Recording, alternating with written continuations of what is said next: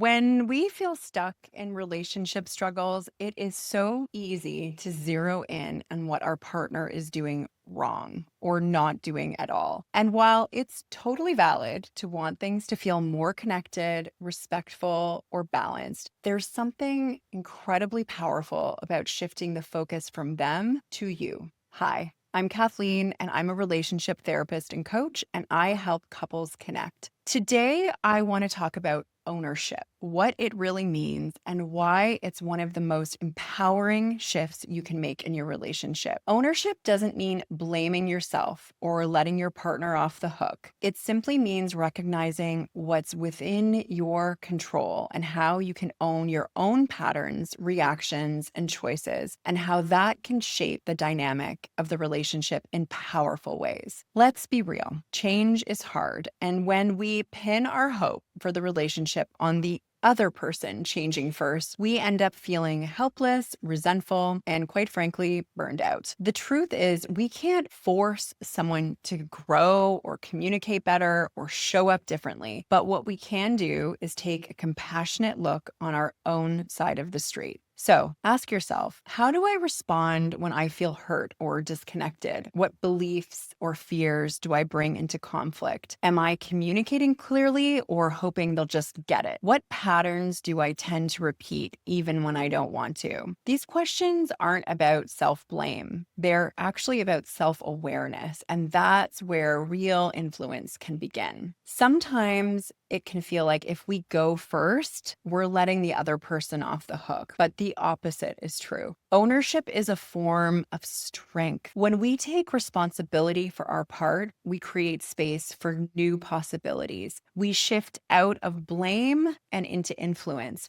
Even small changes like responding with curiosity instead of defensiveness, setting clearer boundaries, or expressing emotion instead of shutting down can change the entire tone of a relationship. And it really can start with you. I often get the question, can I still work on the relationship if my partner won't go to couples therapy? And the answer is yes. I mean, obviously, ideally, both people would be in therapy if the relationship is suffering. But absolutely, when one part of a relationship changes, the whole dynamic can start to shift. By doing your own work, you model a different way of being in connection. Sometimes that can inspire change in your partner. Sometimes it helps you see more clearly what you want and need in the relationship. Either way, it's movement, it's growth. If you have been stuck in the same cycle, hoping things will get better once they change, maybe it's time to ask, what if? What if I start with me? Therapy isn't just for when things are falling apart. It is a space for growth, reflection, and clarity. You don't need permission from your partner to take that step. You can create meaningful change in your relationship simply by beginning to show up differently, more consciously, more intentionally, and more aligned with who you want to be. Because when you shift, everything around you begins to shift too. Thanks so much for being here. Take care of your heart, your connection, and each other, and I'll see you next time.